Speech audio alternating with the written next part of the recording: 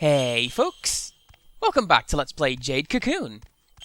I'm your host CPC Gamer, and in our last episode, we completed the first of our major trials, which unlocked the way to the second, the Dragonfly Forest of the Netherworld. Again, Dragonfly Forest is not something that should reasonably suffix with of the Netherworld, because it really doesn't sound as cool as the designers probably thought it did. I like that they've continued the musical motif they started in the last forest. They made a sinister remix of the original music. Like, one of my secret passions is boss versions of otherwise happy tunes. Or inappropriate remixes in general, really. Now, I do have a tangent here, but before I elaborate, nobody is back on the team, and he has an overhaul, courtesy of the dog monsters we found in the last forest. He actually looks more like a walking snake now than he did when he had scales. Go figure. He has a boosted special attack menu, and he's even faster than he was before. Which doesn't seem to be doing him any good. Really? How fast is that flying thing then? Because he looks as aerodynamic as a breeze block, but if he can avoid nobody's hits, then he's got to have something good going for him.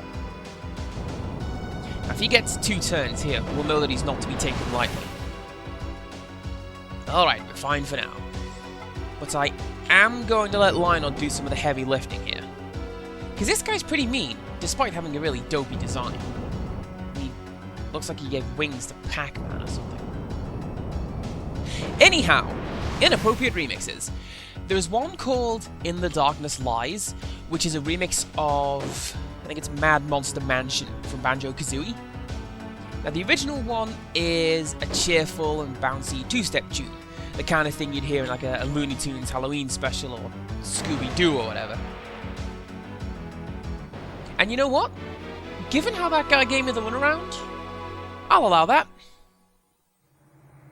And then I'll say that the tune in The Darkness Lies is a slow dirge, and it's amazing. And then I'll praise the sun that I reached the end of this tangent. What's that? 1.5 minutes after beginning. Nice. And I know that I'm venturing into famous last words territory, but I really hope that fight isn't representative of the difficulty in this forest. Because if I can't take down the welcome wagon, how am I going to deal with the actual challengey bits, you know? And this is one of the biggest problems with the Temple of Chemul. In the main game, if you hit a wall, you can just go back to an earlier forest and grind a bit. Once you're here, you can only go forwards. Gotta go forwards to go back. If I need to, I'm gonna use the old bait and switch trick from Pokemon. Hopefully pick up some levels from that. In any case, here is Crowley 9. And for the longest time, I've been saying how all he needs is a bit of speed to boost his accuracy. Well, I merged in one of the red dog things I found in the last episode, and that gave him just the boost I was looking for. It's dropped his attack by a couple of points, but I think it's worth it, because there's no point in having super strength if you can't actually hit anything with it. Plus he has that big showboating punch, so that's still kinda neat, and the tables have turned. Maybe I'm right, maybe those flying Pac-Man things aren't representative of what we're fighting here. Maybe they're just exceptionally fast? I don't remember much about them. I just remember that I never used them because they look too stupid to me. So let's catch this guy, how about? Might use him for silk, maybe some parts for nobody.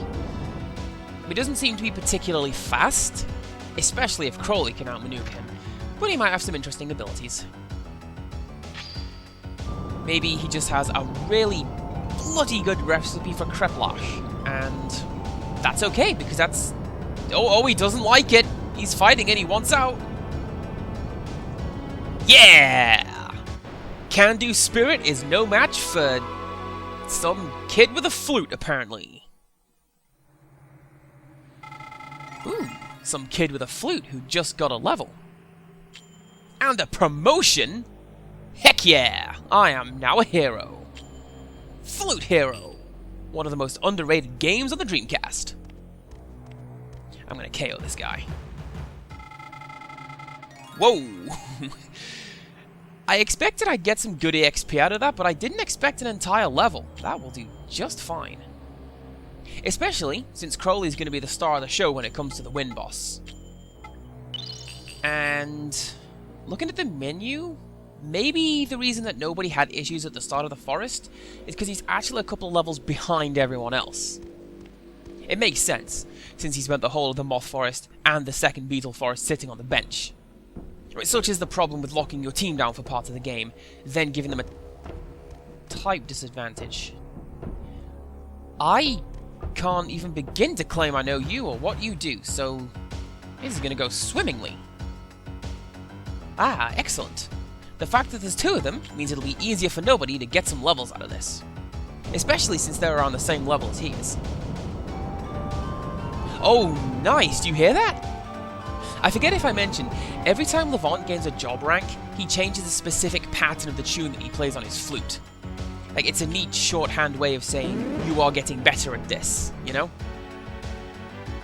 And that was an alright attack. I think one... Game, I hate you. We saw this element in the Spider Forest. It was a dick move then, and it's a dick move now. I have 5 turns to fix nobody, or end the fight, or he dies outright. So... I think I'm going to fix him. I want to be able to hit with his wind attacks, and that's just not going to happen when you have the flesh to stone element. Although now you're going to cast it on me, right? Oh, but with the resist! That is really handy. I'm actually kind of tempted to poison these guys, like play them at their own stupid status element game, but first I'm going to heal nobody.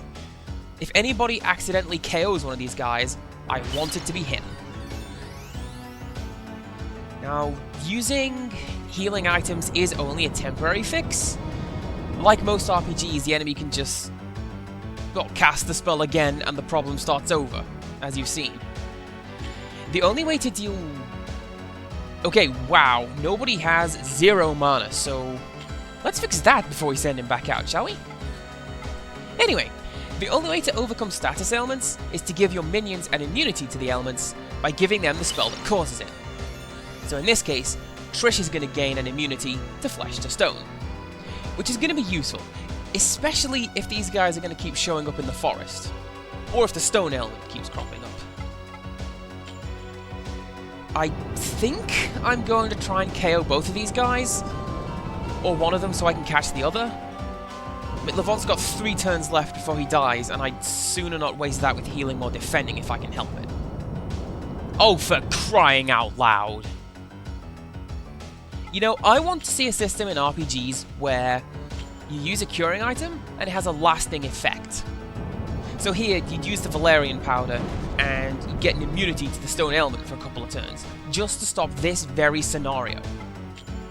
Which is only made more annoying by the fact that Levant is the only one who can use items. And that these guys are apparently tanks. It looks like they're pretty simple AI programming though. Like, if I am not afflicted with stone, cast stone. If I am afflicted, defend and run out the clock. Let's test this with Crowley, how about? He's not weak to these guys, although he can be hit with stone. But he packs enough of a punch that I don't really need the type advantage. Yeah, how about I poison you, see if this works. It does not. Oh, this is bad if this is going to be what I think it is.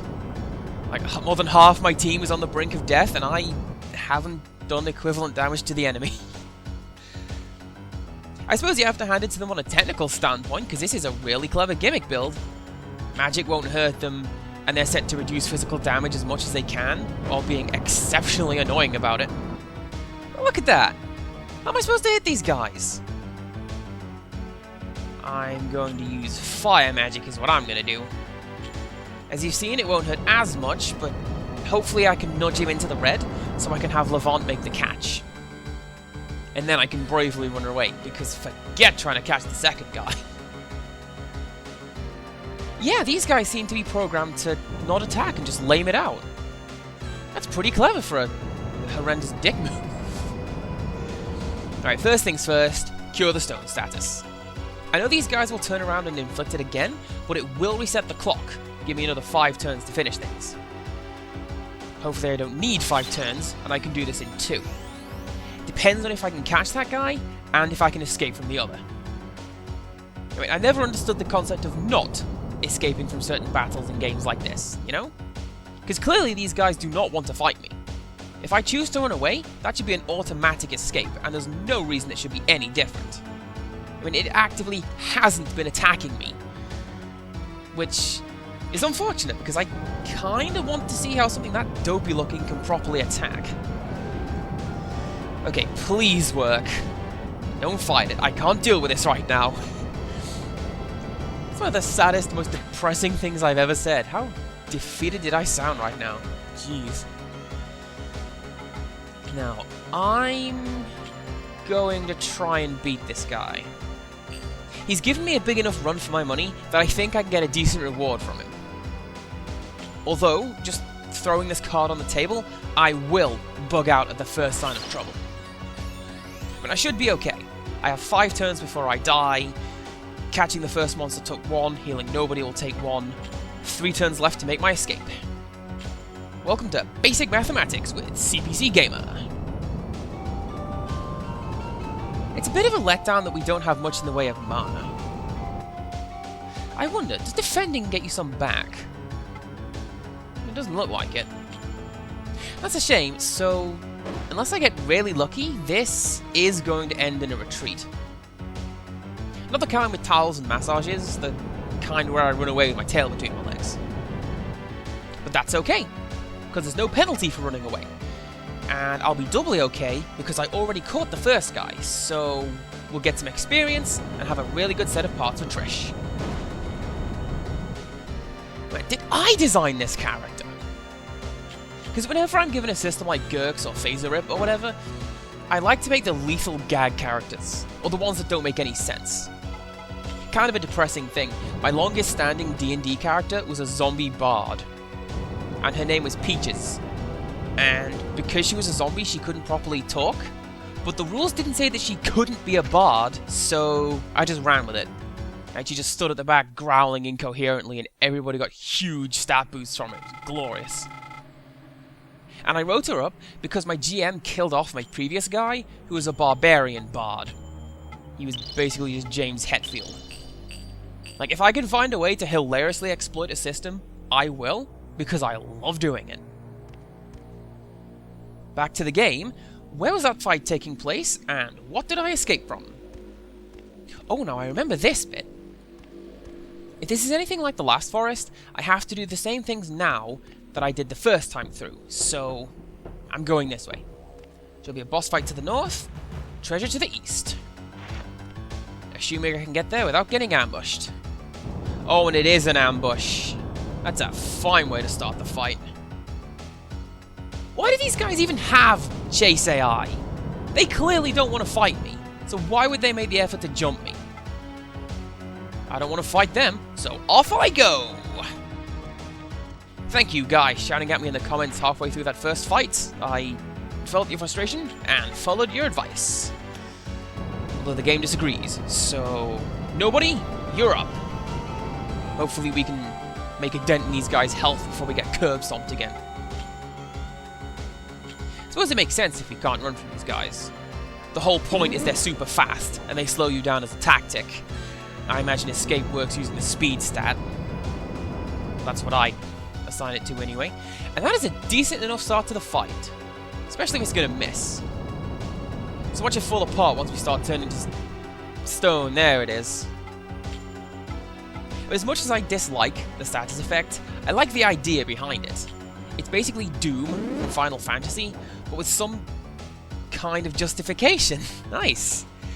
It's a slow-acting status element. It's not, you will die in 5 gameplay units, or whatever. So we'll see where we can go after we made the catch. It depends on how brave or stupid I'm feeling.